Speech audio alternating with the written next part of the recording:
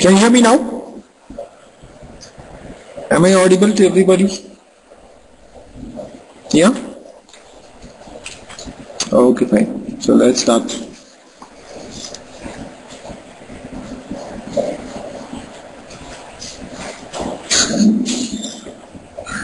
So my first question is about yesterday's class. Who all are there at the class yesterday?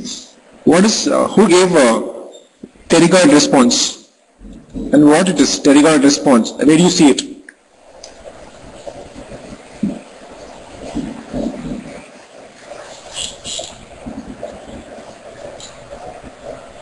McNamara, what it is? What it is?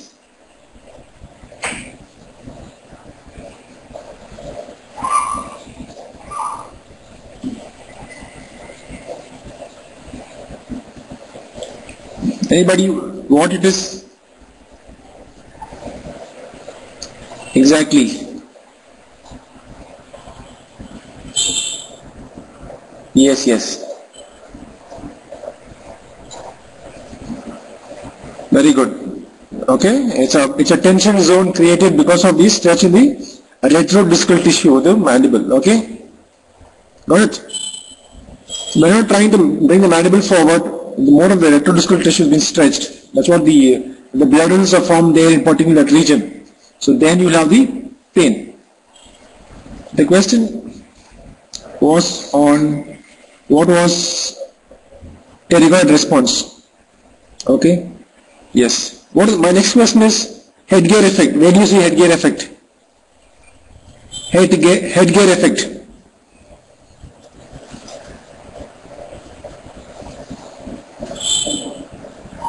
Where do you see headgear effect? Activator Frankel twin block. Okay. Yeah.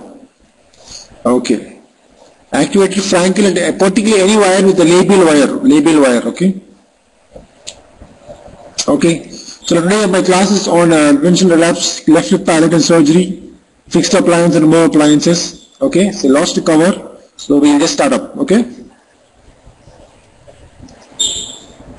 So you know the different schools of thought.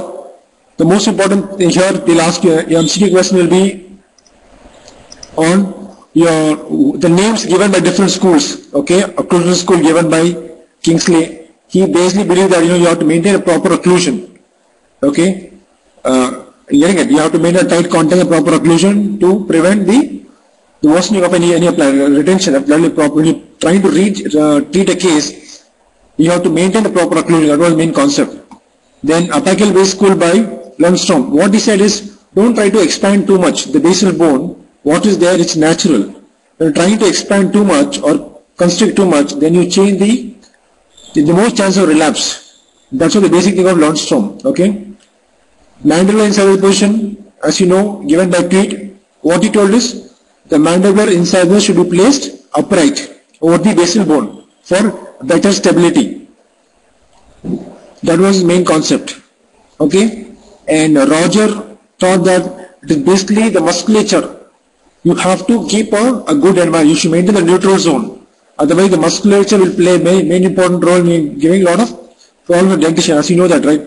Hyperactive mentalis or buccinator activity can cause a lot of problems with the dentition as well as the arch. Okay? So, different various schools of retention, and it's very important you should know the names. Occlusion school by Kingsley, apical base school by Lundstrom, mandibular incisor position by Tweed, and muscular school by Roger.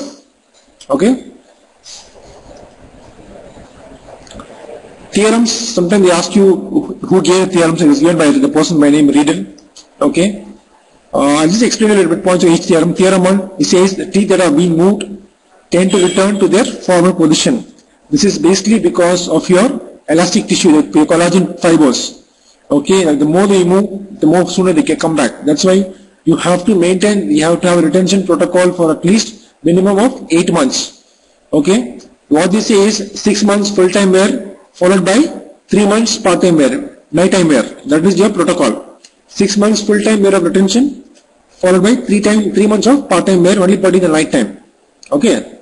And second thing is elimination of the cause. You have to eliminate the etiology. The most important thing, what is the cause? Suppose in case of mouth bleeding, the problem is the there's a blockade. If it's a blockade, you should correct the etiology. Otherwise, there's no point. You are not correcting the etiology. You're correcting the malocclusion. It will again reoccur. Getting it? So you should try to correct the etiology. So you should know find what is the problem exactly. What caused the problem is the most important thing. Third thing is overcorrection. Where did you overcorrect? Any example? I told you about overcorrection. Which kind of malocclusion? Again, example. You should overcorrect. Overcorrection, malocclusion. Expansion, very good. Expansion, very good example. Overcorrection. You have to overcorrect. Posterior crossbite. You have to overcorrect. Okay. So that and overcorrect and retain for at least minimum of how many months? Crossbite correction should be retained by how many months? Minimum. 3 months is minimum. Okay. Keep that in mind always. You should at least 3 months. Very good. Okay. And the fourth theorem says proper occlusion is maintained in the correct position. Whatever you are trying to correct, you corrected, you should maintain them. So proper occlusion rate will maintain the occlusal contacts. Okay, that's very important. One more question I want to ask you from yesterday's class is when will you start trimming an functional appliance, a twin block? When will you start trimming? Twin block, 1 week, after 1 week, not after 1 week. Okay, yeah. That is basically for eruption to allow the occlusal eruption. Okay, Aditi, it's basically for occlusal correction. You're giving a functional appliance, meanwhile you are going to try to correct the occlusion. Okay, so you will trim the twin blocks to allow the molars to erupt. Got it?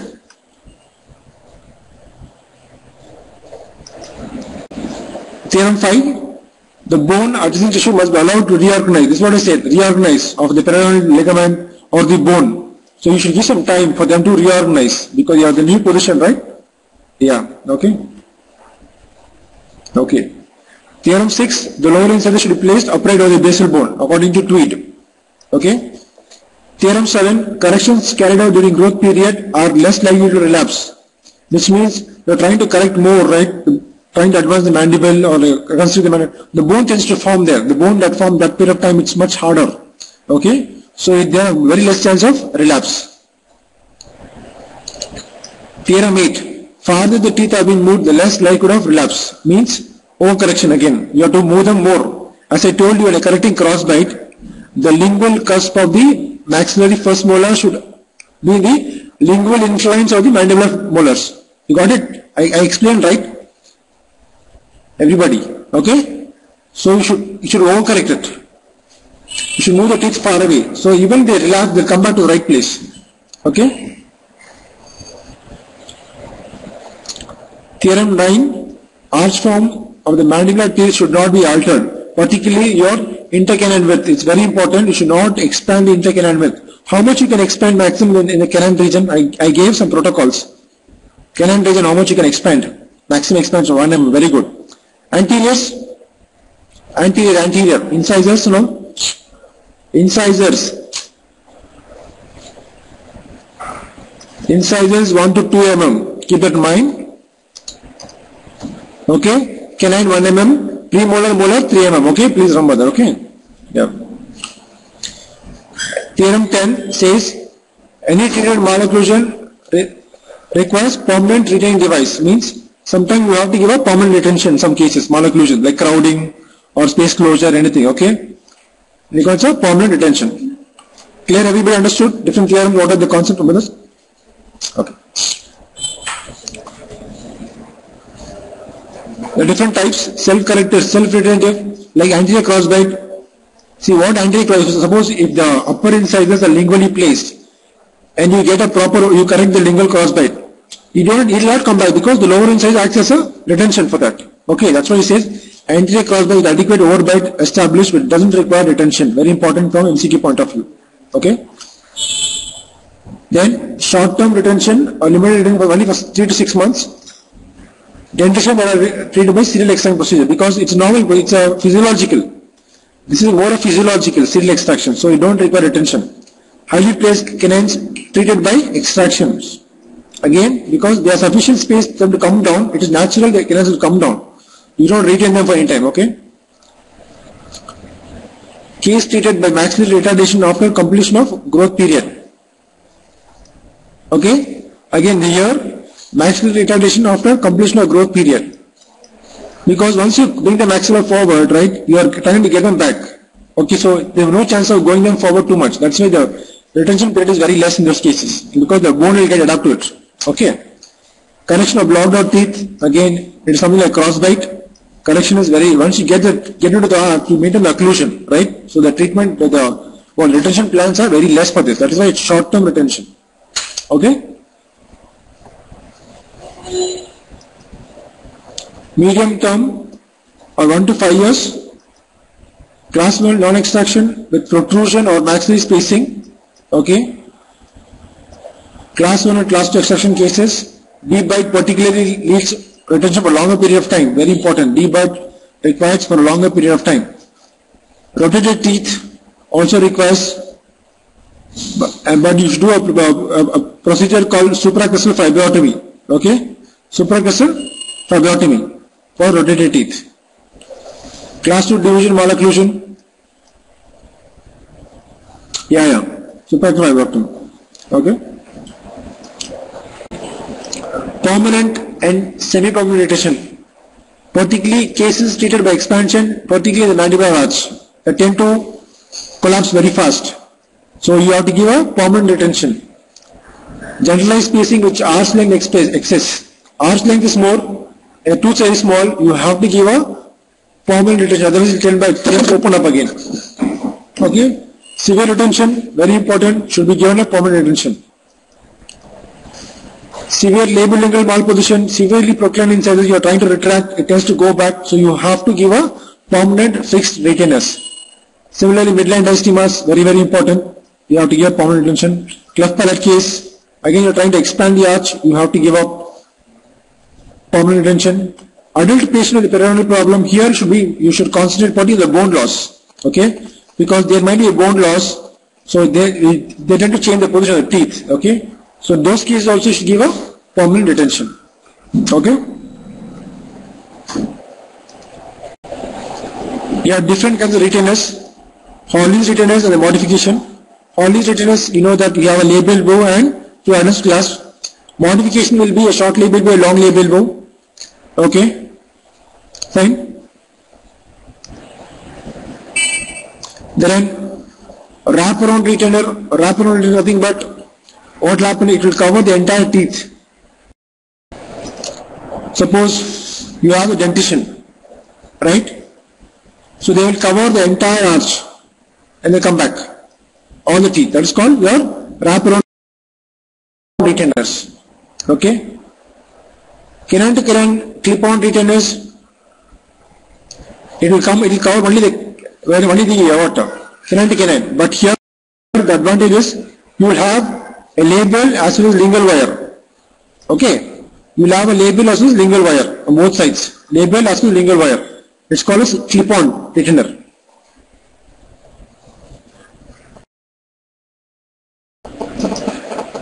It's called as clip-on retainer. It is a fixed retainer. It is also an active retainer. Sorry, it's a removable but it's an active retainer. Okay? It is the active retainer but it's removable. Because it will try to align the teeth. Okay? Clear, everybody following me?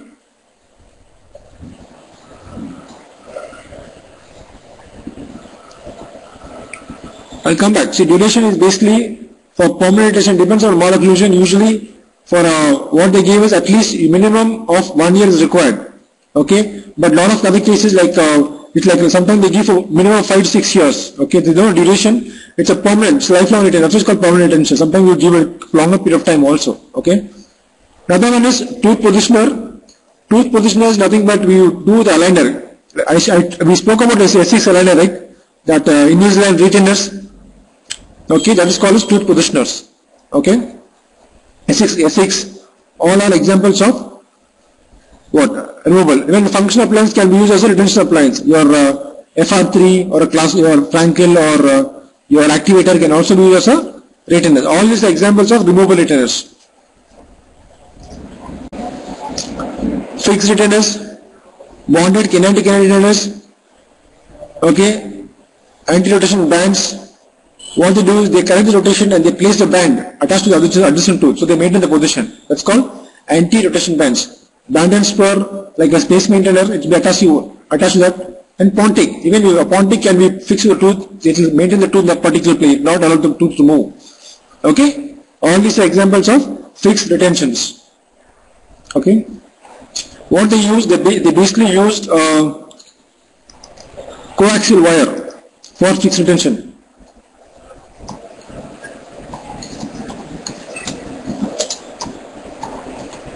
Coaxial wire or a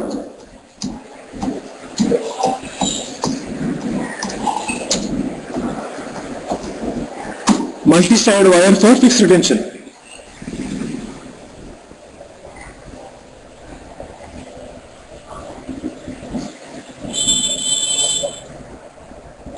Got it? Clear? Yep. Basically, retention after class 2 correction. First you overcorrect. You can also use headgear or function appliance for the class 2 correction. After, see, what they use basically, whatever appliance is there, they continue to use the same appliance. That is what the concept is. You should continue to use the same appliance so that you will prevent the, suppose you are taking the mandible forward, you should maintain the same appliance for some time, till the bone forms. Not lifetime, till the bone forms, till the growth gets complete. See, you are treating a patient at say 8 years. The patient got to complete the growth till 12 years. 2 years you have to give them retention. Then start with the fixed appliance. Getting it? Okay? Yeah. Similarly, for a deep bite, Hollis appliance, the bite plate is given because you have to maintain the bite. Otherwise, deep bite is one of the very difficult malformations to correct, particularly skeletal deep bite. Okay? Open bite correction, you can use hypolate gear, upper molars with a posterior bite blocks. Okay, now I'll tell you why posterior bite blocks are used. Okay, now you have your upper molar and you have your lower molar. You will have a bite block here. Okay, now what happens? The bite blocks will intrude the molars, both upper and lower molars. So which help in the closure of the mandible. So you can correct the open bite. Getting it? That is why bite blocks are used. Got it, everybody? Hypolate gear, the bite block, the posterior bite blocks are used for open bite. For here, we use an anterior bite plane. Always appliance with a anterior bite plate for deep bite. Remember that. Retention or expansion, we can use the same appliance for correction. What they do now, suppose, I'll tell you. This is the expansion appliance. You have an expansion screw like this. Okay, everybody's following me? Yeah, you can continue the same bite blocks. That's what. You have to continue the same bite block. See, this is a retention. This is a retention thing. This is an example of an expansion appliance. So what they do is, you have the screw here, opening, where you activate the screw. After expansion, they will just block this hole with an acrylic. Getting it? Which means it will not move back. That's how they maintain the retention using a expansion appliance. They just block the hole where you activate. It is good, no? It is an advantage in open bite case. I will talk about when I am talking about the correction of open bite, okay? So what do you want in open bite correction? You want anterior to extrude, posterior to intrude. Clear? Yeah. So it's good.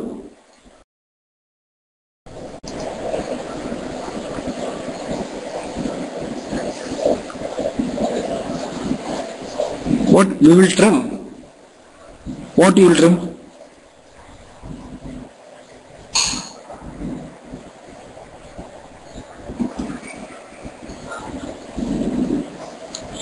No, see, that is different. Your trimming and all is different. You are trying to intrude the posteriors, which means you have to load, you have to keep loading. Okay, you have to load those posteriors, it will intrude. And you allow the anterior to extrude. Okay.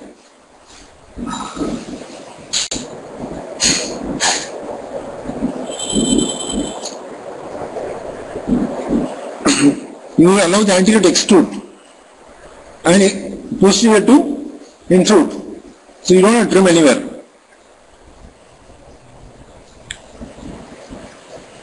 I'll talk about this when I'm talking about the treatment of open bite and all. Okay, I'll tell you about that. Okay. Yeah. Active retention is basically your fixed retention or a spring retainers where you can bring about tooth movement. Okay, you have a spring placed in the tooth movement. Okay, that is called as active retention. Even your clip-on retainer also can be active retention. Example of active retention.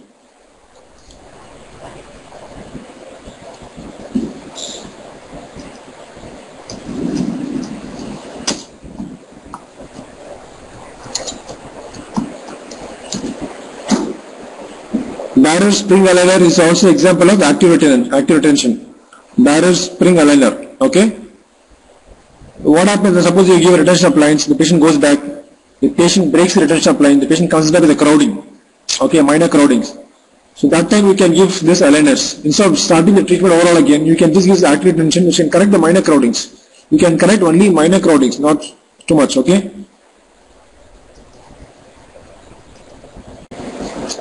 These are the Raleigh-Williams keys of incisor to eliminate lower incisor retention. Okay, lower incisor crowding. Key one is, he basically, lower incisor crowding it's basically constant lower incisors. He said, the incisor ledge or lower incisor should be placed 1 mm front because there is something called APOG line. When you draw from point A to pogonion, soft tissue pogonion, okay, you have the deepest point A to pogonion. That is a soft tissue point. Okay. So what he said is, you should place them just 1 mm in front, not more than that. If you bring more than whatever, your lip will come into action. That's the first point. And second thing, what he said is, okay, the lower incisor should be spread distally to the crown, which means you have the lower incisor crown and the root. Okay, these two roots should be distally placed. It should not be mesial. So whenever you are doing so that for the better stability, that's what he said. Then, see, the apex lower incisor should be distal to the crown. Okay. All 4 incisors must be in same labial lingual plane. It should be same, it should be aligned properly. Okay. And fifth key is, lower incisor root apex must be positioned slightly buccal to the apex, which means it should be slightly proclined.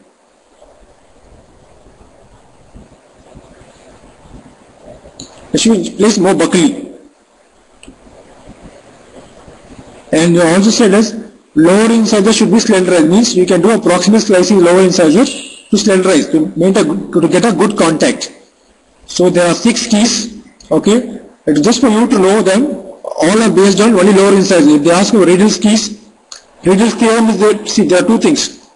This is Raleigh-Williams.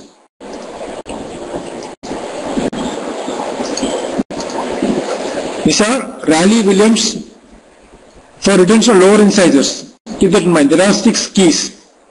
Theorems is different. Don't get confused the names. Okay? Understood?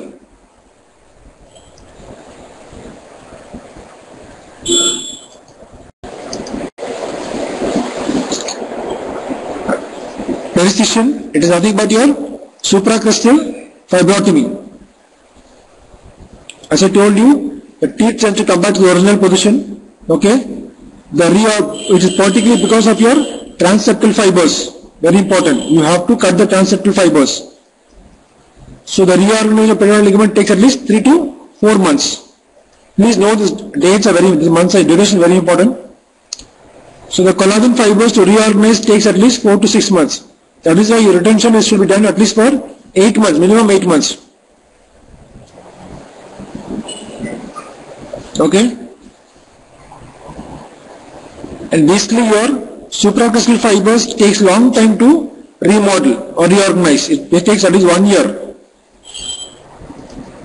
So your retention should be at least minimum for 1 year or minimum at least 8 months they should wear it. Okay? And bag retainer is also called as circumferential bag retainer because what I said told you before, it was given by Begg. Okay. You have a label wire running like this, and you have a loop, and it is a continuous arch wire, and it goes back to the maxillary arch. Okay. And the advantage of this is over your Hawley's retainer is it doesn't have interdental wires, so it doesn't open up the spaces, extraction spaces. Advantage of beg retainer is it doesn't have interdental wire running between premolars, so it will not open up the spaces, and also it helps in getting good occlusion. If you see properly, your Hawley's retainer, right, you have a label wire running in between. So what happens when the patient is biting, right? The patient can bite on the wire component, which is avoided here on a beg retainer. Okay, there are no interdental wires, so occlusion is maintained properly. Keep that in mind. That's the advantage over Hawley's retainer.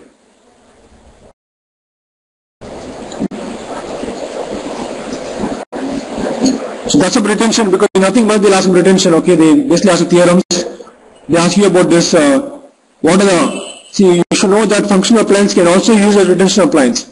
Don't think only Hawley's retainer or a beg retainer can be used. Even a functional appliance, a headgear, or a posterior bite block. The table what I showed is very, very important. Please go back and read those tables properly. Okay, got it?